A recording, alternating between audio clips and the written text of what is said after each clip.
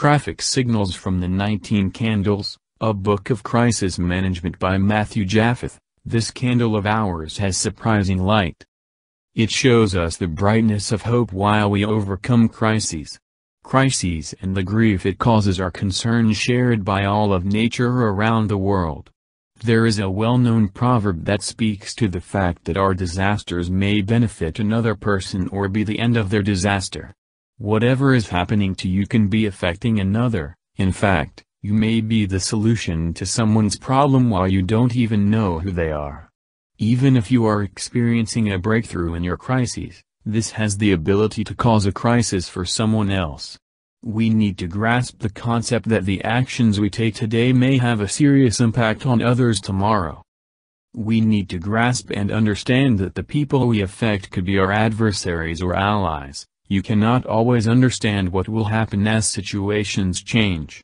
Some of us may draw circles in the sand and others may go windsurfing, but while we are busy in our everyday lives we need to make time to relax and reflect.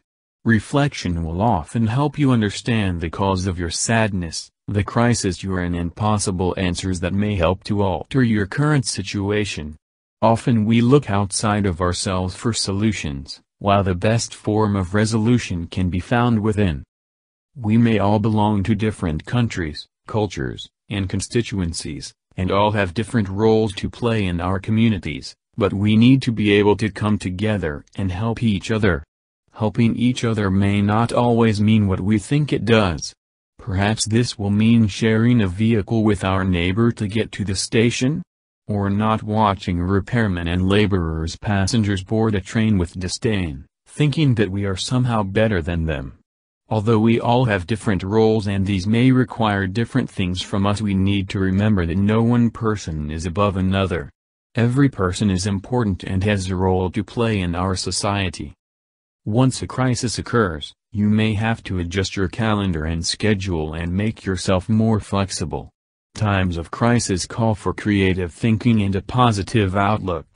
The attitude you adopt may be the very key to dealing with your dilemma. Looking inward is often the first step in finding solutions. As we begin to try and manage and bring resolution to the crisis, we must start at a point by asking ourselves a question. That question is, what has worked before? What has worked to assist in the resolution of this crisis for someone else?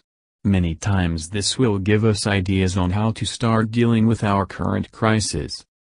We must make ourselves tough and resilient, and no matter how difficult the circumstances are, we should never weaken.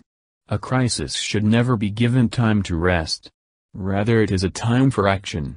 And once we have successfully resolved our crisis, we should not be boastful of the fact.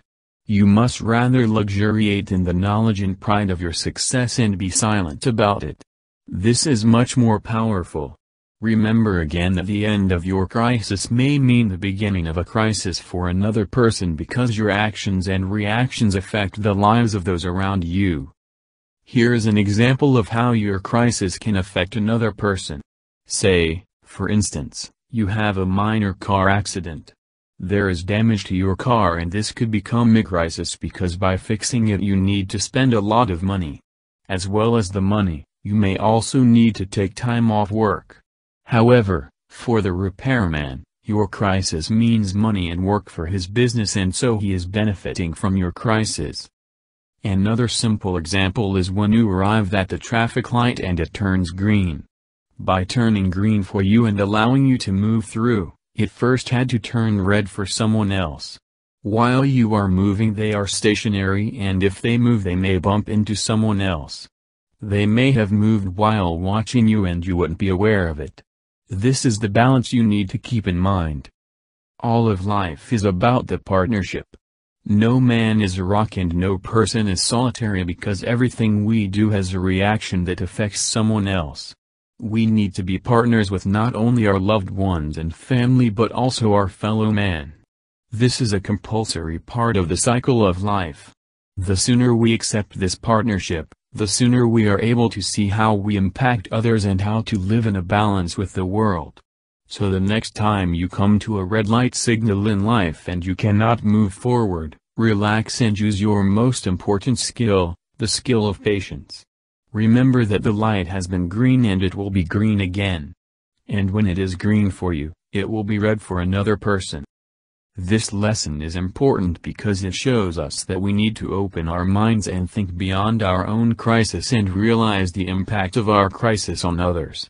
Sometimes others may benefit from our crises, and in other cases, we will benefit from theirs. In solving our crisis, we may cause the start of a crisis for someone else. We may not even be aware of whom that person is, but we had an effect on them. The partnership between humans is compulsory, for nothing we do affects us alone. We are constantly moving and facing different things, and we need to be aware of the balance. The red light is not always red and the green light is not always green. Sometimes you may be moving forward and sometimes you may be waiting. Sometimes our crisis will cause someone else to be in crisis, but at other times we may be the solution, the candlelight in the dark, for someone else.